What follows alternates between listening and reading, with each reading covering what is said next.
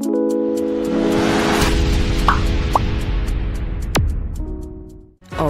adalah seni. Ketemu lagi dengan saya Dr. Theo. Hari ini saya melanjutkan pembicaraan yang kemarin tentang judul, masih juga tentang judul tapi mencari judul. Ini yang kadang-kadang permasalahan bagi mahasiswa ya. Ya syukur kalau mahasiswa sudah punya ide, punya judul, tapi kasihan yang mereka yang belum punya judul ataupun yang masih ragu-ragu. Jadi ada beberapa cara untuk mencari judul gitu ya. Pertama kali pasti ya searching Google gitu ya, searching Google. Ya.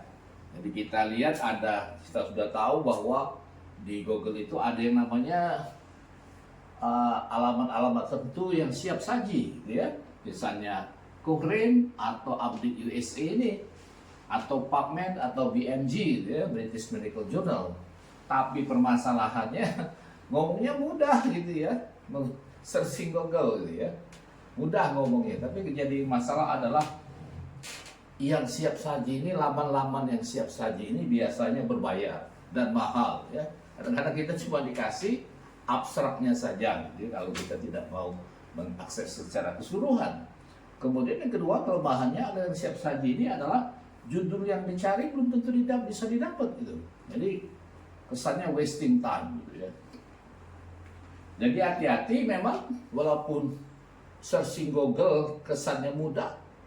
Nah, satu lagi ditambah, Anda harus tahu juga keywords ya. Keywords bagaimana mencari jurnal-jurnal sesuai dengan keinginan Anda, sehingga benar-benar yang jurnal yang Anda cari itu istilahnya sesuai dengan keinginan Anda, dan itu berdasarkan yang kemarin saya ngomong evidence-based medicine ya. Jadi sesuaikan judul Anda nanti dengan evidence-based medicine ya, karena kaitannya nanti dengan judul itu pasti berkaitan dengan metode. Okay? Jadi evidence-based medicine jangan lupa ya, ada 5 itu ya. Itu harus Anda ingat betul ya. Tapi syukurlah sekarang gitu ya, banyak sudah yang di Google ini yang open access ya, yang kapan saja kita bisa cari dan tidak berbayar ya. Nah, kalau dari Google ini tidak membantu banyak, ya balik lagi ke ilmu yang mendasar gitu ya, pergi ke pustaka ya. Itu tapi dengan syarat juga ya, ke pustaka. Saya yakin kepustakaan terutama yang mereka yang di universitas besar itu pasti sudah lengkap gitu ya. Jadi pergi ke perpustakaan. Yang pertama adalah cara yang termudah adalah mencari judul bidang yang Anda minati dulu gitu ya.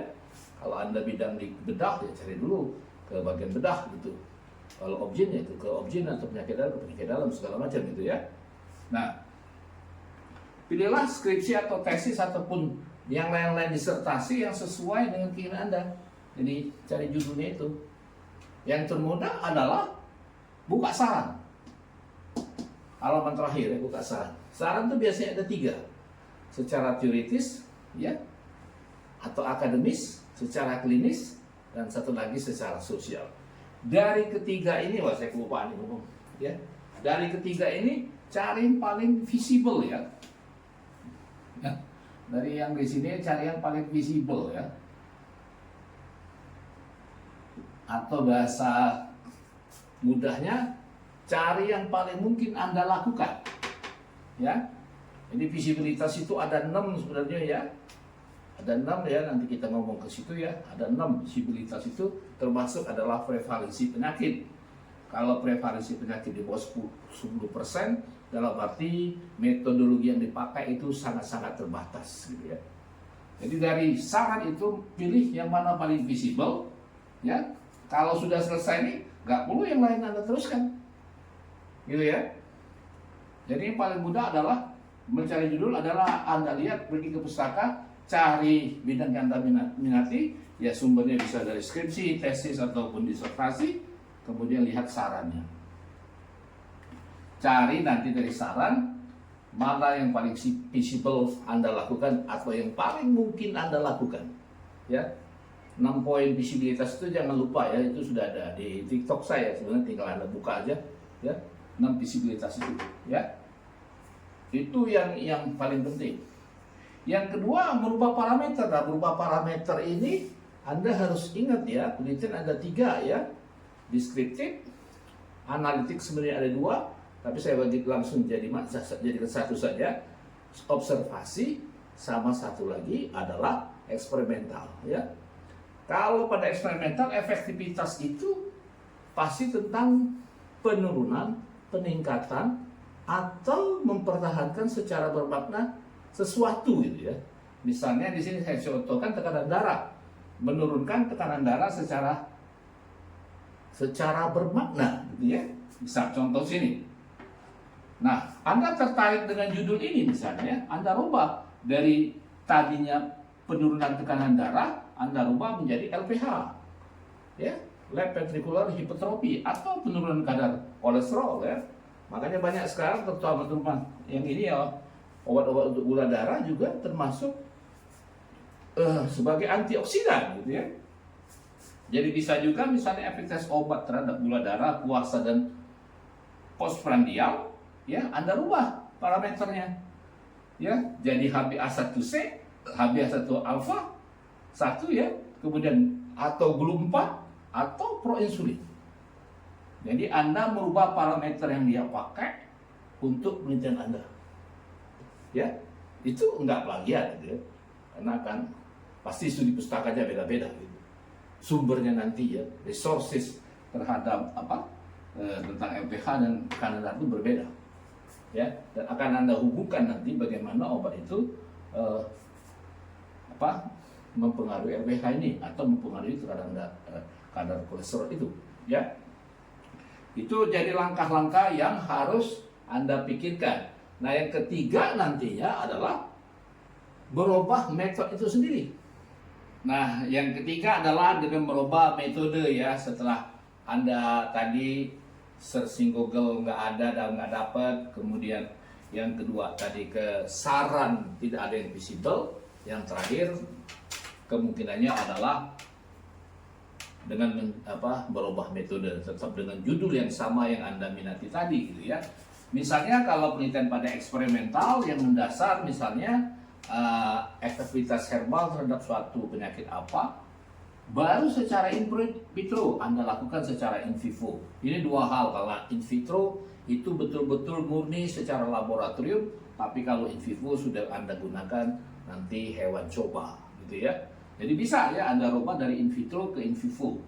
Atau misalnya juga kalau Anda mengerti taksonomi yang kemarin Anda sudah melakukan penelitian herbal itu pada genusnya, sekarang pada spesiesnya daripada herbal itu ya. Boleh di eksperimental ya, karena itu juga akan berbeda studi pustakanya. Nah, yang rame sekarang ini yang ini ya sekarang ini nomor 2 ini sebenarnya studi observasi menjadi RCT atau sebaliknya RCT untuk observasi gitu kan. Misal saya contoh di sini hubungan defisiensi vitamin D terhadap infertility ya. Tapi ada yang melakukan nanti penelitian efektivitas pemberian vitamin D terhadap infertility. Jadi merubah dari studi observasi ke studi eksperimental atau randomized control trial gitu ya. Ngerti ya? Jadi kita bisa merubah metodologinya. Itu ya. Jadi akan berubah sekali karena di sini cuma observasi, yang di sini Anda mengintervensi. Ya. Bisa Anda lakukan begitu gitu ya. Juga termasuk di mata, ini saya ada satu contoh, dry eyes dengan vitamin D. Boleh saja nanti penelitiannya adalah efektivitas pemberian vitamin D terhadap dry eyes gitu ya. Yang ini. Atau dia dari case control menjadi cohort ya. Tolong diingat, case control itu membagi sampel menjadi 2 berdasarkan kasus ya. Kalau cohort membagi sampel itu berdasarkan faktor risiko. Jadi beda. Kalau waktu case control has already done, sudah berlaku, sudah terjadi dalam arti mengandalkan medical record, studi retrospektif. Kalau cohort dia studi prospektif, di follow up ya. Boleh Anda lakukan itu.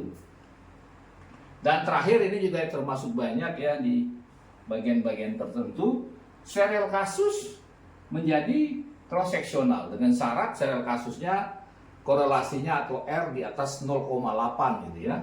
Boleh saja. Ya, misalnya hubungan BMI, body mass index terhadap gangguan menstruasi ya, pada wanita atau pada mahasiswi di mana gitu ya. Nah, ada rubah menjadi cross seksional. Ya, bisa. Bedanya serial kasus adalah kasusnya adalah semua mereka yang gangguan mens, ya, menstruasi pada mahasiswi. Tapi kalau cross seksional, sampelnya nanti adalah seluruh mahasiswi. Jadi yang termasuk yang tidak ada gangguan, ya. Itu dulu mungkin yang bisa saya sampaikan, mudah-mudahan bisa membantu para mahasiswa ya semuanya untuk mencari judul lebih cepat, lebih baik ya. Kalau memang belum jelas ya, boleh menghubungi saya ataupun nanti membeli buku. Ada beberapa buku yang sudah saya buat tentang bagaimana membuat proposal itu berdasarkan metode penelitian ya. Oke, terima kasih telah menonton. Ya, silakan subscribe, like, and follow. Ciao.